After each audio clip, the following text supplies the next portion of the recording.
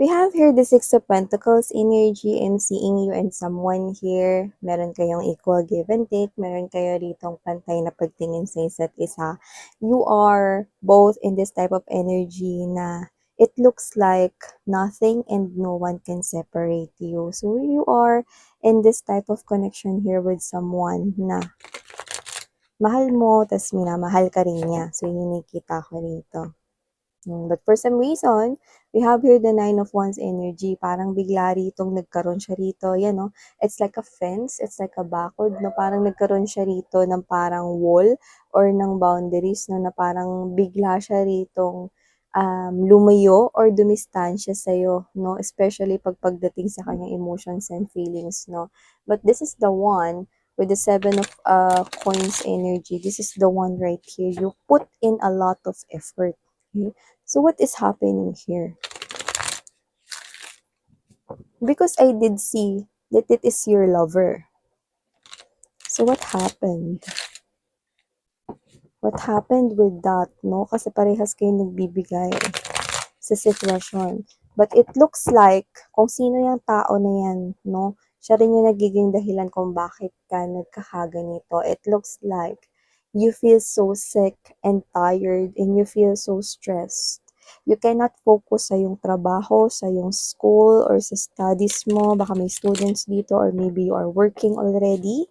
Just take how this resonates. Pero may nakikita tayo rito nagpapabigat ng loob mo. And I think that is your lover.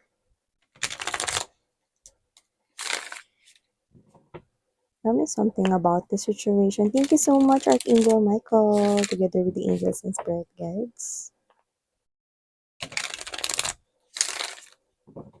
Okay, let's go ahead and check this reading for you.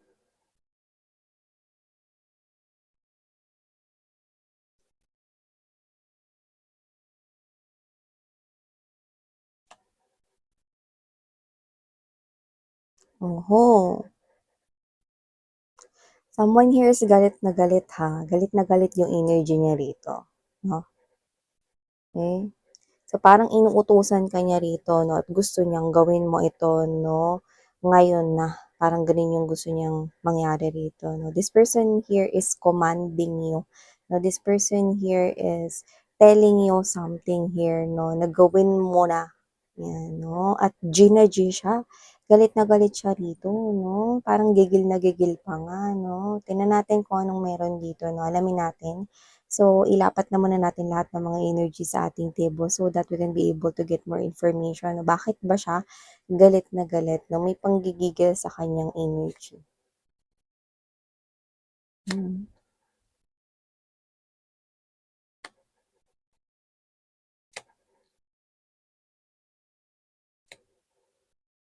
Naku, naku, naku, naku, naku, naku. Hmm.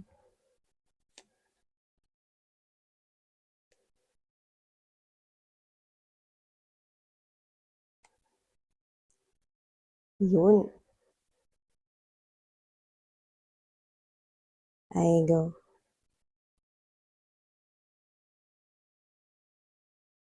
Ganun talaga.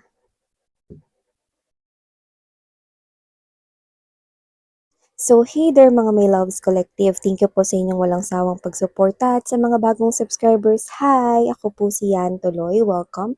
At sa mga returning kong viewers, marami pong salamat no, sa inyong lahat. So, happy 64K! Maraming thank you po sa inyong lahat no, dahil hindi ko talaga maisip na ganito karami yung taong sumusuporta sa life's purpose and sa life's journey ko bilang isang psychic medium ninyo. So, maraming salamat sa inyong lahat. No? Pero syempre, alam niyo naman mga babes, no, na wala tayo ritong particular na zodiac sign. Kaya naman kung mag-resonate sa inyo, you can take the messages. But if not, you can just leave it. Okay?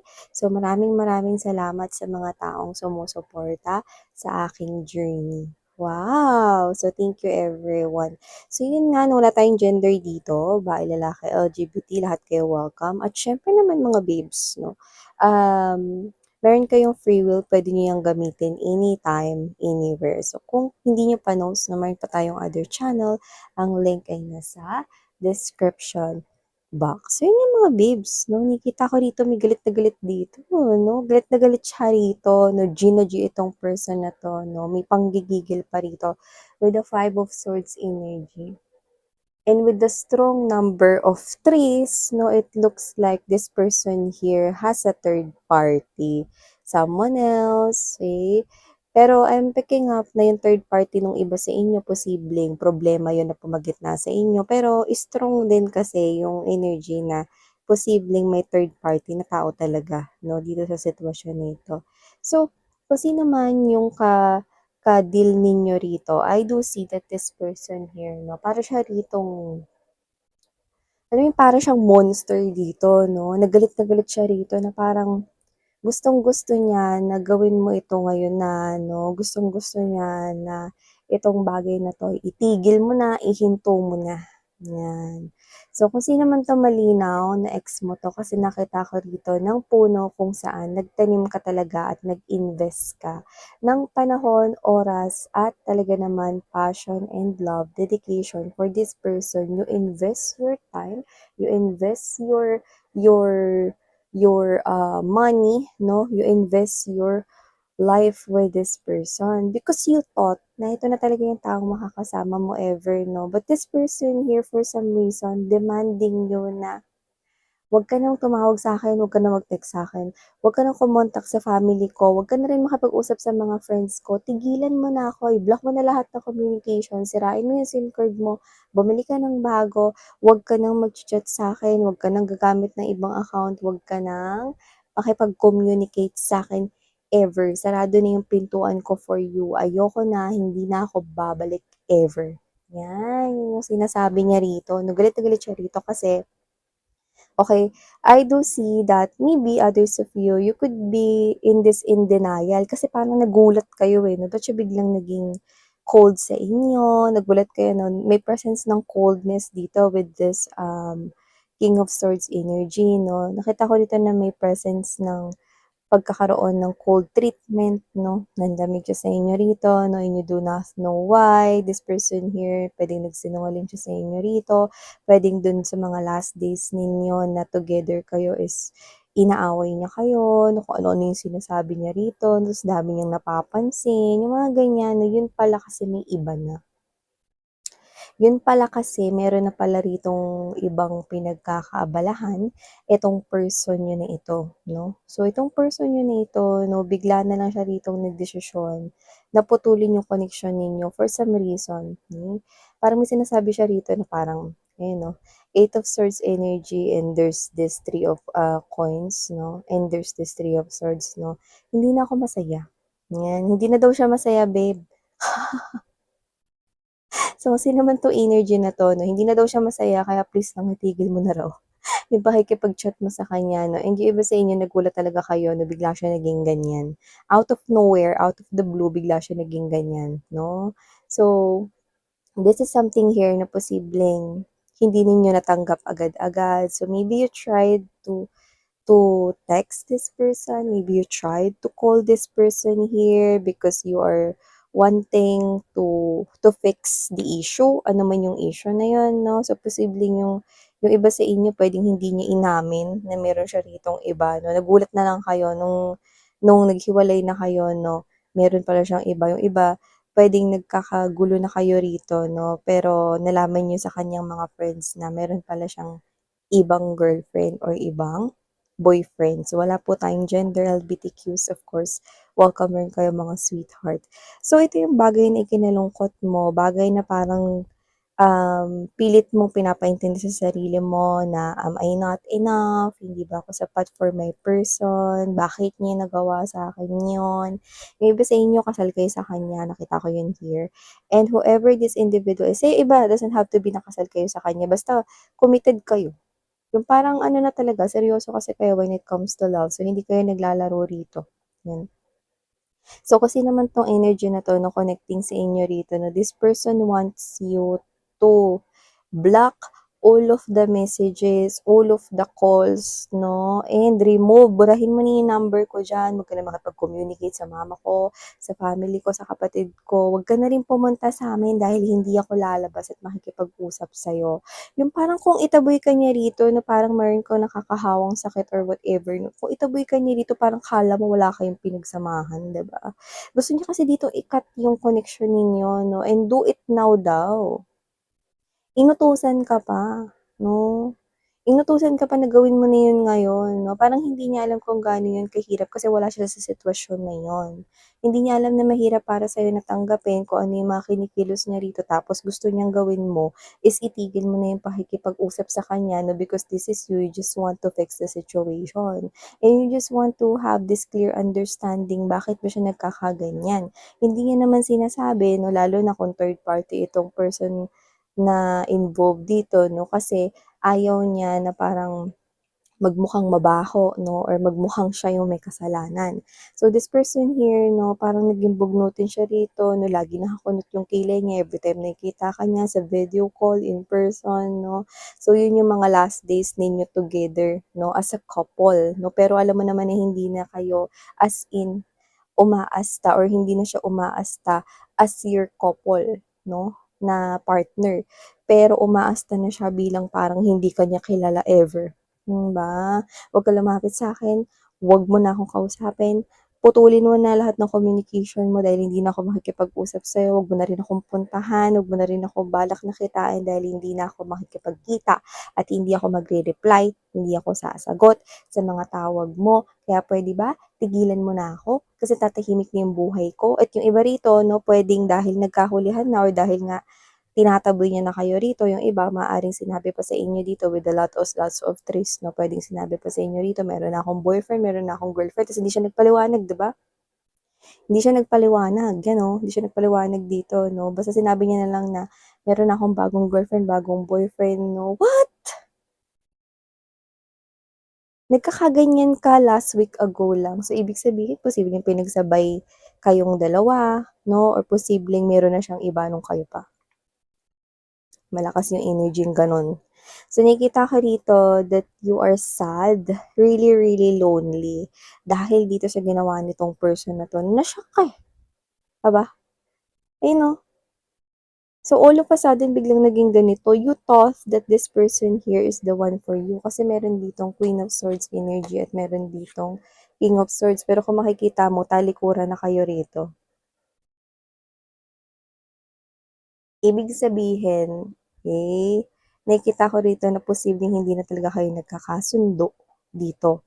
Dahil mahirap talaga makipagkasundo sa ayaw magpasundo, 'no? Ayaw magpaayos rito, 'no? So, pilit mong inaayos, 'no? Pero siya naman 'tong taboy ng taboy, layo ng layo sa'yo. So, wala kayong communication dito, tahimik ng communication niyo rito, 'no? And I'm seeing, 'no, na parang malamig yung simoy ng hangin in the background, 'no? And this person here, kung papansin mo 'no, dito lang sa side ng King of Swords energy ang may mountain, dito wala, 'di ba? Dito, alam kasi ng King of Swords kung ano yung balakid rito sa connection ninyo, eh. At malakas na third party yun. At malakas na third party tao yun, 'no? Yung iba puwedeng third party na issue na pumagitna or problema. Dito sa'yo walang mountain kung mapapansin mo, pero ang kapal ng ulap kumpara dun. Kasi dito naguguluhan ka, eh, nahihiwagaan ka rito. Ano ba nangyayari rito? Bakit biglang biglang gusto niya akong i-cut sa buhay niya? Siguro may iba, blah, blah, blah, and all of those things, 'no? And this is you, parang gusto mong malaman yung truth about this 'no, and then parang hindi mo 'to agad sinukuan ng sitwasyon na ito agad-agad 'no. So parang nilaban mo 'to, nakipag-communicate ka pa 'no for the last times, and then this is you, parang nanawa ka na 'no, o sige kung may iba man or what, I think kailangan ko ng tumigil, 'yan. So siyempre napapagod ka din, human being ka rin, eh. So nakita ko rito na kinat mo na rin talaga 'no, sinunod mo na kung ano yung gusto niya rito. Eh, blinak mo na siya sa social media kagaya ng ginawa niya, Nagpalit ka na rin ng number, nagpalit ka ng SIM card 'no, magkano lang naman yun 'no, kaysa naman, magulo pa yung buhay mo, 'di ba? So, bumili ka ng SIM card 'no, na na bagong number. So, ikaw ito na Puwedeng nagpalit ka na rin ng Facebook account or social media accounts dito 'no, bago ni-renew mo na 'no, I mean nag-create ka ng bagong account, ganyan. And then this is you, talagang nahirapan ka na 'wag siya ritong bisitahin yung profile, 'wag nang tingnan dito yung ano, binura mo rin yung number niya, lahat na. Ginawa mo kung ano yung sinabi niya rito na akala mo naman ang dali mong gawin before, 'di ba? So, eto na, we have here this Three of Pentacles energy, Five of Coins right here, and there's this Eight of Wands, in reverse, Eight of Wands in reverse. Ayan. So, Eight of Wands in reverse right here, Devil, Knight of Swords, and there's this Five of Wands.